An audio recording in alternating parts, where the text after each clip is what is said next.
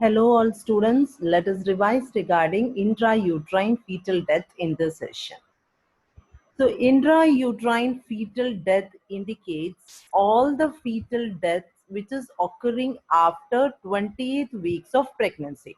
So 28 weeks of pregnancy, it means that it is a viable period. So we can also tell that all the fetal deaths occurring after the viable period, that is 28 weeks of gestation, which is resulting in the delivery of a dead fetus, that is termed as intrauterine fetal death. Okay, so what is intrauterine fetal death? It is the death of a fetus which is occurring after the viable period, that is 28 weeks of gestation, which is resulting in the delivery of a dead fetus, is termed as intrauterine fetal death.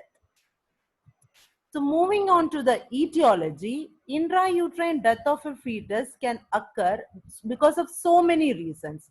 One, it can be because of the pregnancy complications. So the pregnancy complications, or because of the high risk pregnancy. It can be a medical case, or it can be because of the pregnancy related factors. Preeclampsia or eclampsia is a condition where it is reducing the flow of blood towards the placenta. Whenever there is a reduction in blood flow towards the placenta, there will be a placental insufficiency which is causing the fetal death. Same in the case of antepartum hemorrhage also. So antepartum hemorrhage and preeclampsia or eclamptic cases is causing a placental insufficiency. And why that placental insufficiency is there? Because of the reduction in the blood flow towards the placenta. If you're remembering the physiological changes during the pregnancy, in the blood flow, we are telling 80% of the blood, it will be flowing towards the placenta from the uterus. The uterine blood flow, from that 80% of the placenta, it will 80% of the blood flow, it will be towards the placenta. So placenta will be receiving an adequate amount of blood supply. But if there is preeclampsia and antepartum hemorrhage, there is a state of placental insufficiency, and the placental insufficiency will cause the intrauterine fetal death. Next is pre-existing medical diseases and acute illness. So pre-existing medical diseases, that is in the pre-pregnancy status, if the woman, she was a known case of hypertension, diabetes, nephritis, syphilis, and acute illness such as hyperpyrexia or severe anemia, either because it is a physiological anemia or it is a pathological anemia. Any anemia, so any medical diseases or the acute illness that can bring about a intrauterine fetal death. So the medical diseases, which includes chronic hypertension, diabetes mellitus, nephritis, syphilis, hyperpyrexia, and severe anemia, will be causing the intrauterine fetal death. Fetal abnormalities. So the fetal factors includes congenital malformations or congenital abnormalities of the baby, RH incompatibility, and post-maturity. Okay, so any congenital abnormality of a baby can bring about there is a chance of occurrence of death inside the uterus. RH incompatibility, if the mother is with a negative RH factor and if the baby is with a positive factor, there is a chance of RH incompatibility, which is mainly affected in the second baby. Post maturity, that is also one of the factor which is causing the fetal deaths. Iatrogenic is the next factor, that is administration of quinine group of drugs during the pregnancy, or if there is an attempt to do the external version. So external version, it means that we are bringing down the favorable pole of the favorable part of the baby to the lower uterine pole, that is known as external version. So for example, vertex, our favorable part or our favorable presentation is the vertex presentation. If the baby is lying in the breech presentation, Whenever we are trying to rotate the baby and bring the favorable part in the lower uterine wall, that is known as external version. So attempt of an external version, there is a chance of the intrauterine fetal death. So all these factors there, it can bring about a death in the fetus intrauterine. So what are the etiological factors for the intrauterine death? Pregnancy complications, which includes preeclampsia or antepartum hemorrhage, pre-existing medical diseases such as chronic hypertension, diabetes, nephritis, syphilis, hyperpyrexia or severe anemia. Fetal factors, which includes congenital malformation, RH incompatibility and post-maturity. Iatrogenic, which includes administration of quinine group of drugs, and the external version. What are the signs and symptoms if a fetal death occurs? Symptom, it includes there is absence of fetal movement. The mother will feel no movement of the baby. So that is one of the main symptom of the fetal death. Signs, it includes height of the uterus, it will be reducing. Tone of the uterus, it is diminished. No fetal movement is left, and the fetal heart rate, fetal heart sound is absent. So these are the signs. That is, uterine height will be reducing, or there will not be any increase in the uterine height. Tone of the uterus, it is diminished. That is, it will become soft or flabby. Then fetal movement is not felt by the mother, and the fetal heart sound is absent. How we can able to confirm the diagnosis?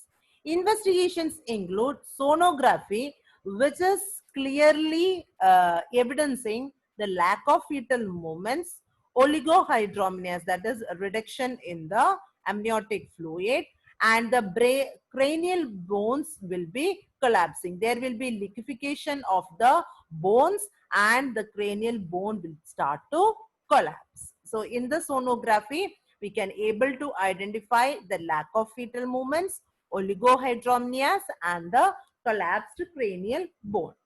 When a straight abdominal X-ray is taken, Spalding sign is observed. What is Spalding sign? As the brain matter is liquefying, the cranial bones will start to overlap. Okay, so the overlapping of the cranial bones because of the liquefaction of the brain matter is known as Spalding sign. Okay, so Spalding sign means overlapping of the cranial bones which is occurred due to the liquefaction of the brain matter.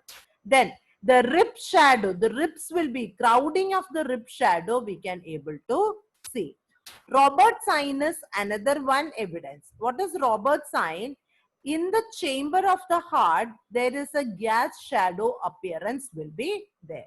So the appearance of the gas shadow, like a how the shadow of a gas, it will be there. Same like that, the appearance of a gas shadow we can able to find in the chambers of the heart. That is Robert sign.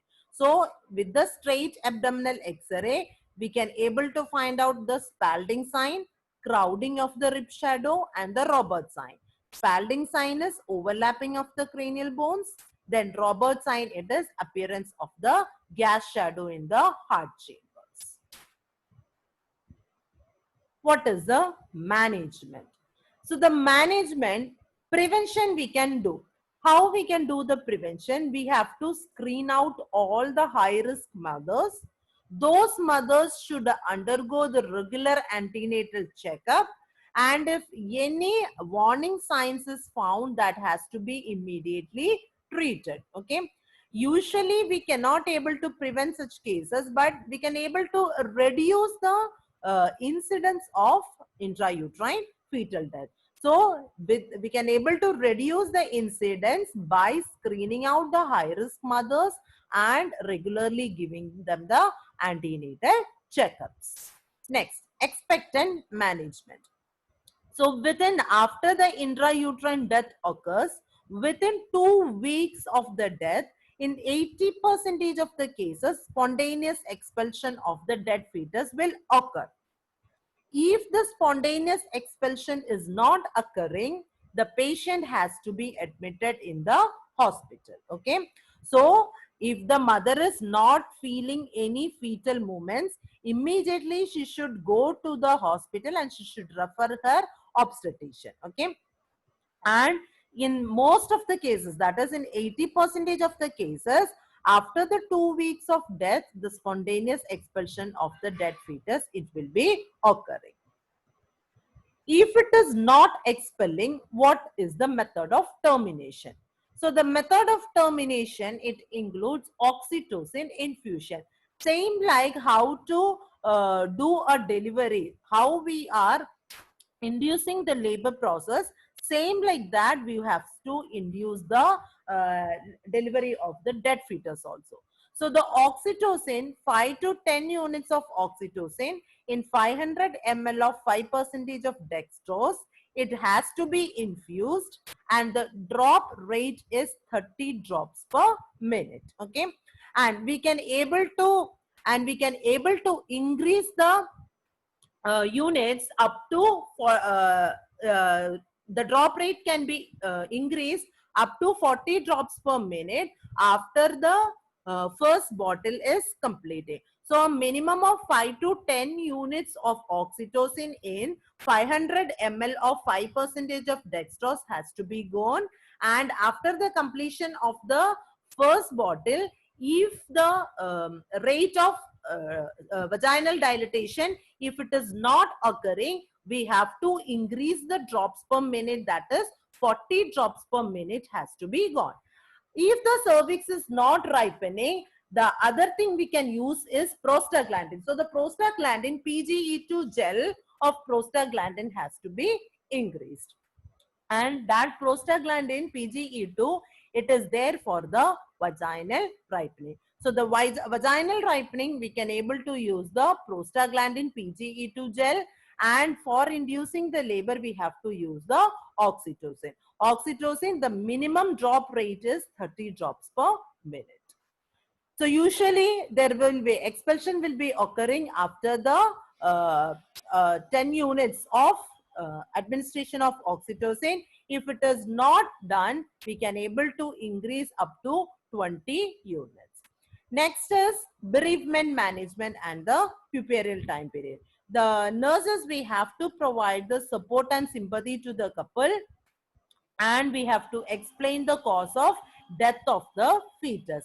So what is the exact cause? Whether it is because of the congenital abnormalities, or whether it is because of the placental insufficiency, or because of the maternal conditions, the exact reason behind the cause of the death, it has to be explained.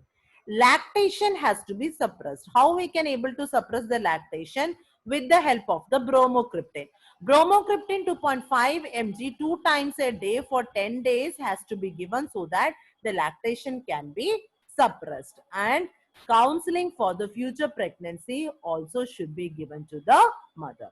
So this is for the bereavement management and the puerperium. In the puerperal time period, the mother, we have to give the support and sympathy to the couple. We should explain the cause of the death of the fetus, and to suppress the lactation, advise the mother to use bromocriptine 2.5 mg 2 times a day for 10 days, and counseling for future pregnancy should be done.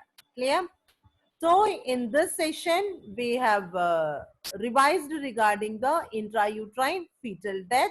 Intrauterine fetal death means death of a fetus which is occurring after 28 weeks of gestation. Because of so many reasons, either it can be a placental insufficiency because of the pregnancy reasons such as preeclampsia or antepartum hemorrhage, because of the pre-pregnancy health status of a mother, because of the administration of chloroquine drugs, or because of the fetal congenital abnormalities. We can able to diagnose the case with the help of the straight X-ray or with the help of a sonography. And we can able to prevent the cases by screening the high-risk mothers and giving them the exact treatment. And if the fetal death is occurring in 80% of the cases, termination will occur, or the expulsion of the dead fetus, it will be occurring within 2 weeks. Otherwise, we have to opt for the augmentation of the labor or the termination of the pregnancy. It can be either done with the help of the oxytocin infusion or with the help of the prostaglandins. In the puparium, the management of the lactation suppression is to be done with the bromocriptine. Okay, so that's for all about for this session. Thank you, students.